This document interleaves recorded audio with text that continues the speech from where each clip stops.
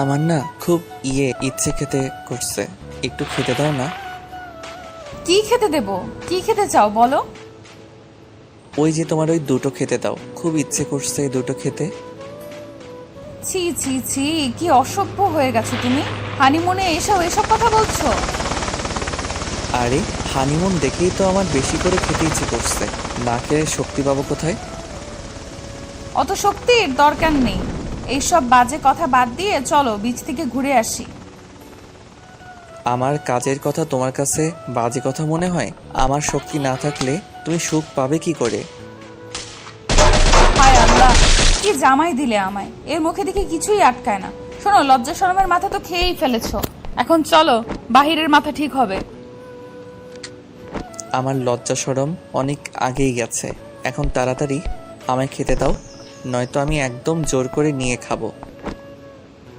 তাই না? জোর করে খাবে? আচ্ছা, কি জোর করে খাবে শুনি?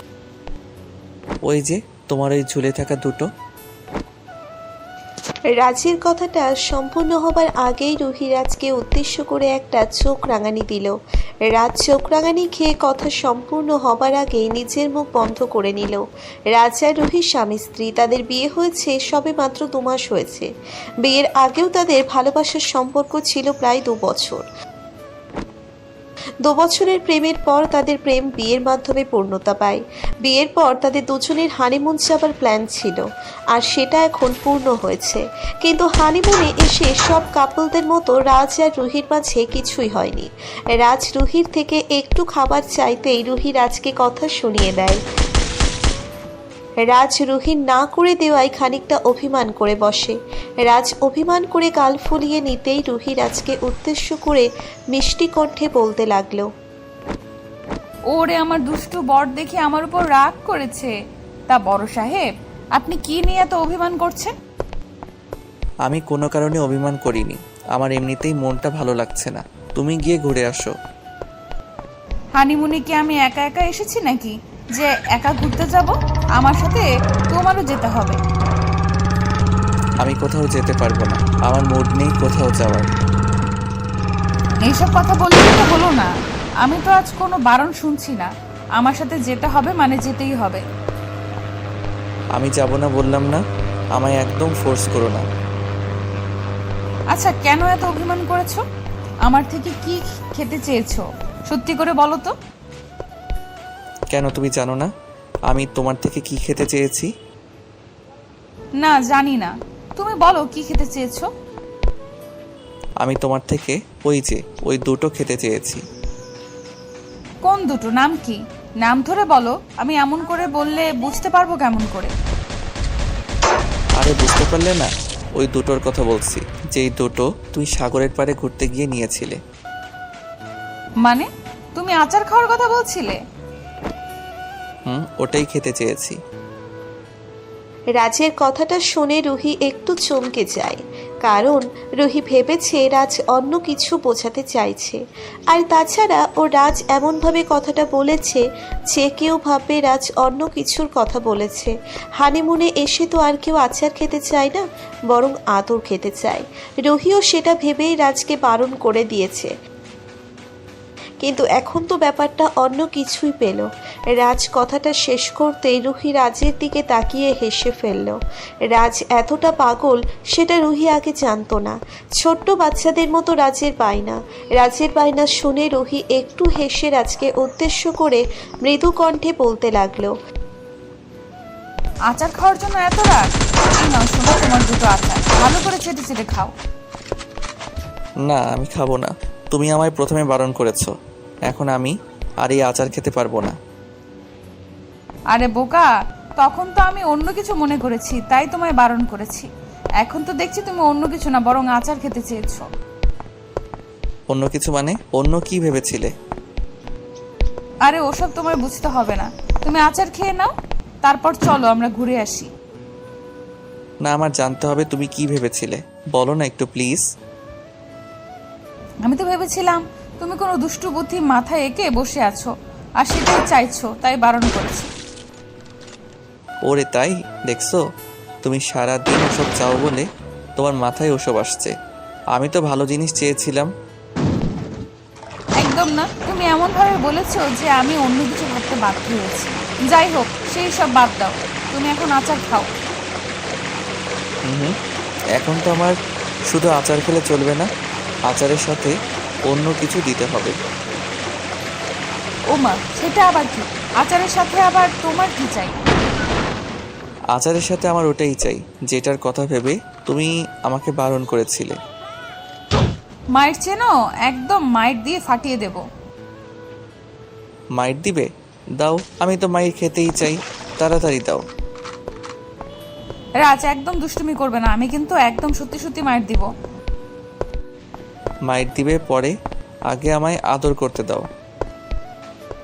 রাজ কথাটা বলতেই নিজের জায়গা থেকে উঠে পড়ল। রুহির দিকে এগিয়ে এসে রাজ আচারটা টেবিলের উপর রেখে দিয়ে রুহির কোমর ধরে ফেলল। রুহি এক দৃষ্টিতে রাজের দিকে তাকিয়ে থেকে বারবার করে রাজকে বারণ করতে চলেছে। একটু আগেও রাজ তাদের আদর করেছে, এখন আবারও আদর করতে চাইছে। এত আদর করলে কি করে চলবে? রাজ রুহির কোমর ধরে স্লাইড করে রুহিকে নিচের বুকে হ্যাচকা টান দিয়ে টেনে নিল। রুহি রাজের বুকে চলে আসতেই রাজকে উদ্দেশ্য করে বলল, দেখো রাজ, আগেও তো আদর করেছো, এখন আবার না। না, এখন আর না। আমি সারা দিন আদর করব, তোমায় দেখলে আমার ভীষণ আদর পায়, প্লিজ আদর করতে দাও। আদর পেলেই কি আদর করতে হবে নাকি? আমি এত আদর করতে পারবো না। আমি তোমায় বারণ করেছি, মানে আমার কথা তোমায় শুনতেই হবে। আমি তোমার কোনো কথা শুনবো না, আমি তো আদর করবই করব। আর তোমার চোখ থেকেও বোঝা যাচ্ছে তোমার এখন আদর চাই। একদম চাই না, আমার একটু আদর লাগবে না, আমি আদর ছাড়াই। রুহির সম্পূর্ণ কথা বলার আগেই রাজ দুম করে নিচের ঠোঁটজোড়া দিয়ে রুহির ঠোঁটজোড়া চেপে ধরল। রুহি রাজের ঠোঁটের পরশ পেতেই কেঁপে উঠল। রাজের ঠোঁটের স্পর্শ কেন যেন রুহিকে বারবার করে কাঁপিয়ে তোলে। রুহির সারা শরীরে এক অদ্ভুত শিহরণ খেলে যায় রাজের স্পর্শে। রুহি কোনোভাবেই এই স্পর্শকে উপেক্ষা করতে পারে না। রাজ আপন মনে রুহির ঠোঁটজোড়া নিজের দখলে নিয়ে পাগলের মতো করে রুহির ঠোঁট খেতে লাগলো। রুহি যদিও প্রথম প্রথম বারণ করেছে, কিন্তু এখন আর একটুও ইচ্ছে করছে না তার কোনো বারণ করতে। বরং রাজের এই পাগলামিতে রুহি ভীষণ শান্তি অনুভব করছে। রাজ রুহির ঠোঁটের উপর নিজের ঠোঁটজোড়া ছুঁইয়ে দিয়ে আরো গভীরভাবে চুমু খাচ্ছে। রুহিও রাজের সাথে সমানভাবে রেসপন্স করছে। রাজ রুহির ঠোঁটের চুমু খেতে খেতে রুহির কোমরের উপর ভালো করে হাত বুলিয়ে আর দিতে থাকলো। রুহির সারা শরীর যেন একদম বেঁকে উঠেছে।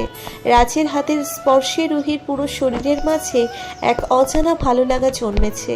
রুহি আর নিজেকে ধরে রাখতে পারছে না। রাজের শার্ট নিচের হাত দিয়ে চেপে ধরে একদম রাজের পিঠের উপর খামচে ধরেছে রুহি। আরও কিছু সময় রাজ রুহির ঠোঁটের উপর নিজের ঠোঁট রেখে ভালোবাসা বিনিময় করে নিয়ে আলতো করে রুহির ঠোঁটজোড়া নিজের ঠোঁটের বাঁধন থেকে মুক্ত করে দিল। রাজ রুহির ঠোঁটজোড়া ছেড়ে দিতেই রুহি ভীষণভাবে হাঁপাতে লাগলো। রুহির এমন হাঁপানি দেখে রাজ মুচকি হেসে রুহিকে উদ্দেশ্য করে বলতে লাগলো, এই সামান্য চুমুতে এমন করে হাঁপাতে হয় তোমায়? যদি আরও কিছু সময় ধরে চুমু খাই তখন কি করবে?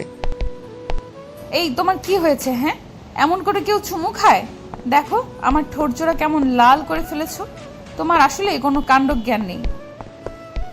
আমি আর কি করব বলো, তোমার সাথে আমার সমানভাবে সাড়া দিতে হয়। দেখো আমার ঠোঁটজোড়া কি করেছো তুমি। কি করেছো তুমি? তুমি ইচ্ছে করেই এমন করেছো। আমায় পাগল না করলে তোমার শান্তি নেই। এখন চলো, হয়েছে, ফ্রেশ হয়ে নাও। ফ্রেশ হব কেন? আরও অনেক কাজ বাকি আছে তো, একেবারে কাজ শেষ করে ফ্রেশ হয়ে নিব না, কেমন? একদম মাইর দিব, মাইর। কোনো কাজ করতে হবে না, অনেক কাজ করে ফেলেছো, আবার পরে। ওকে ফাইন, আমার চোখের দিকে তাকিয়ে বলো আবার পরে, তাহলে আর কিছু করব না, একদম প্রমিস। রাজের কথা শুনে রুহি রাজের চোখের দিকে তাকালো। রাজের চোখের দিকে তাকাতেই রুহির বুকের মধ্যে কেমন যেন করে উঠল। এই চোখ জোড়ার মধ্যে এত নেশা কেন? এই নেশার মাঝে ডুবে যেতে ইচ্ছে করছে রুহির। এই নেশা কোনো সাধারণ নেশা নয়। রুহিকে কিছু পাবার তীব্র নেশা রাজের চোখে মুখে ভর করে আছে। রুহি নিজেকে আর সামলাতে না পেরে রাজের চোখের উপর থেকে নিজের দৃষ্টি নামিয়ে ফেলল। রুহি রাজের চোখের উপর থেকে নিজের দৃষ্টি নামিয়ে দিতেই রাজ নেশালো কণ্ঠে রুহিকে উদ্দেশ্য করে বলল, কি হলো? আমার চোখের উপর চোখ রাখতে কি হয়ে গেল তোমার? আমায় বলো তোমার কথা। কি কথা বলবা? এটাই বলবে যে তোমার আদর পেতে ইচ্ছে করছে না। হ্যাঁ, আমার আদর পেতে একটু ইচ্ছে করছে, অনেক ইচ্ছে করছে। তুমি আসলেই জানো, আমার মাইন্ড করে ফেললে ডাইভার্ট করতে খুব ভালো করেই জানো তুমি। সেটা প্রতিটা স্বামী তার স্ত্রীর মাইন্ড ডাইভার্ট করতে জানে। এখন আমায় আদর করতে দাও সোনা। আর কতক্ষণ অপেক্ষা করাবে? আমি কিছু করব না, আমি কিচ্ছু জানি না, তুমি যা পারো করো গিয়ে। রুহি কথাটা বলতেই রাজ দুম করে আবারও রুহির হাত ধরে একটা টান দিয়ে রুহিকে নিজের বুকে নিয়ে এলো। রুহি নিচের ঠোঁট নিচের দাঁত দিয়ে কামড়ে ধরেছে। সারা শরীরে রাজের হাতের স্পর্শ পেতেই রুহি কাঁপতে লাগলো। রাজ রুহির সারা শরীরে হাত বুলিয়ে দিয়ে রুহির ঘাড়ে গলায় চুমু খেতে লাগলো। রুহি পাগলের মতো রাজের গলা জড়িয়ে ধরে চোখ বন্ধ করে রাজের স্পর্শের অনুভূতিকে অনুভব করছে। রুহির মাঝে আর কোনো বাধা নেই। রাফি রাজের গালে গলায় নিজের ঠোঁটছোড়া ছুঁয়ে দিতেই রাজ দুম করে রুহিকে নিজের কোলে তুলে নিল। রুহি বুঝতে পারল না রাজ হঠাৎ করে তাকে কোলে কেন তুলে নিয়েছে। রাজ রুহিকে কোলে তুলে নিতেই রুহি রাজকে উদ্দেশ্য করে বলতে লাগলো, আমায় কোলে নিলে কেন? কারণ আমার ইচ্ছে করছে তোমায় কোলে নিয়ে আদর করতে। এমন অথচ পাগলামি করতে নেই, আমার ভয় করছে, আমি পড়ে যাব তো। তুমি আমার কোলে উঠে ভয় পাও? আমার কোল থেকে পড়ে যাওয়ার ভয় পেতে হবে না, কারণ আমার কোলে থেকে তুমি কখনো পড়েই যাবে না। এরা যেমন করো না, আমি আর নিজের মধ্যে থাকতে পারছি না, পাগল হয়ে যাচ্ছি আমি, নিজেকে হারিয়ে ফেলেছি তোমার মাঝে। আমায় শান্ত করে দাও ওই আদর দিয়ে। এই ব্যাকুলতাটা আমাদের দুজনের মধ্যে আরো প্রবল ইচ্ছার জন্ম দিবে। আমরা দুজন পাগলের মতো করে নিজেদের মাঝে হারিয়ে যাব।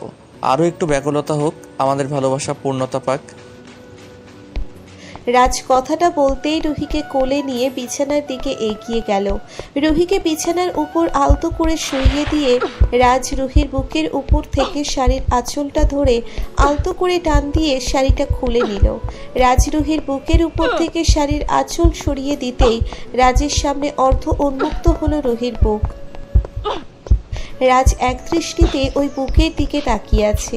নিজেকে সামলাতে ভীষণ বেগ পেতে হচ্ছে রাজের। রাজা নিজেকে সামলাতে না পেরে ঝাঁপিয়ে পড়ল রুহির বুকের উপর। রুহির বুকে পাগলের মতো চুমু খেতে লাগলো রাজ। রাজের পাগলের মতো চুমুতে রুহি যেন আরো বেশি উন্মাদ হয়ে গেল। দুজন একে অপরকে পাগলের মতো আদর করতে লাগলো। এই ভালোবাসা পবিত্র, এই ভালোবাসার মিলন মেলায় নেই কোনো পাপের ছায়া। বৈবাহিক জীবনে এই ভালোবাসার মধুর মিলনের মতো সুখের আর কিছু থাকতে পারে না। রাজ রুহিকে পাগলের মতো আদর করতে লাগলো, সেই সাথে রুহির রাজকে আদর করছে। দুজন যেন দুজনের মাঝে হারিয়ে গিয়েছে একদম। আর কোনো বাধা যেন তাদেরকে আলাদা করতে পারবে না। ঘণ্টাখানেক আদর করার পর রাজ রুহির বুকের উপর মাথা রেখে শুয়ে পড়ল ক্লান্ত হয়ে। রাজ ক্লান্ত হয়ে শুয়ে পড়তেই রুহি রাজের চুলে বিলি কেটে দিতে দিতে বলল, কি হলো বর সাহেব, আপনার কি অবশেষে আদর করা শেষ হয়েছে? ইচ্ছে তো ছিল না আজ আদরটা শেষ করার, তবে আদরটা শেষ করতে হয়েছে।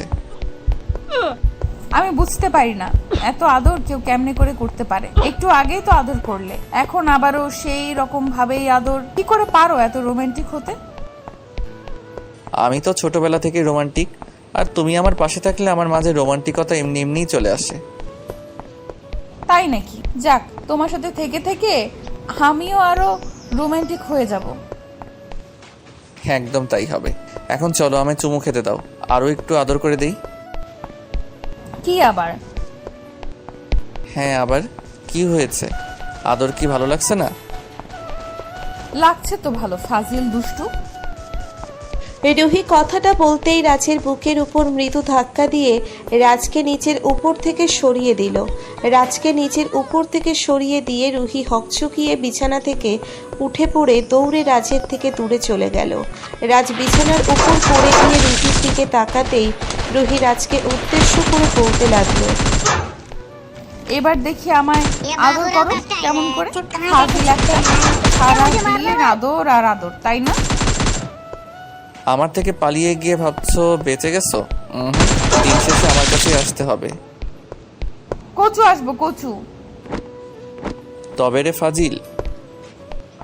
রাজ বিছানা থেকে উঠে পড়তে নিতেই রুহি দুম করে দরজা বন্ধ করে দিয়ে ফ্রেশ হতে চলে যায়। রুহি চলে যেতেই রাজ হেসে উঠল। রাজ আর রুহির ভালোবাসার খুনসুটিটা সবসময় রোম্যান্টিক। বিয়ের আগে কখনো রুহি আর রাজের মাঝে এমন ভালোবাসা তৈরি হয়নি, কারণ রাজ আর রুহি এটাই চাইতো যে তাদের ভালোবাসা সবসময় পবিত্র থাকুক আর বিয়ের পর সেটা তার পূর্ণতা পাক। আর ঠিক তাই হয়েছে। রাজ আর রুহির ভালোবাসার বিয়ের পর পূর্ণতা পেয়েছে। রাজ রুহিকে নিজের জীবনের থেকেও বেশি ভালোবাসে, ঠিক যেমনটা রুহি তাকে ভালোবাসে। রুহি আর রাজের জন্য দোয়া করবেন, তারা যেন সব সময় ভালোবাসায় থাকতে পারে আর তাদের ভালোবাসা সব সময় তাদের দুজনকে এক করে রাখে। ভালো থাকুক ভালোবাসা। আমাদের ভিডিওটি কেমন লেগেছে এটা কমেন্ট করে জানাতে ভুলবেন না। আর ভিডিওটি যদি ভালো লেগে থাকে তাহলে একটি লাইক করুন আর সাবস্ক্রাইব করে আমাদের পাশেই থাকুন। ধন্যবাদ সবাইকে আমাদের পাশে থাকার জন্য। আল্লাহ হাফেজ।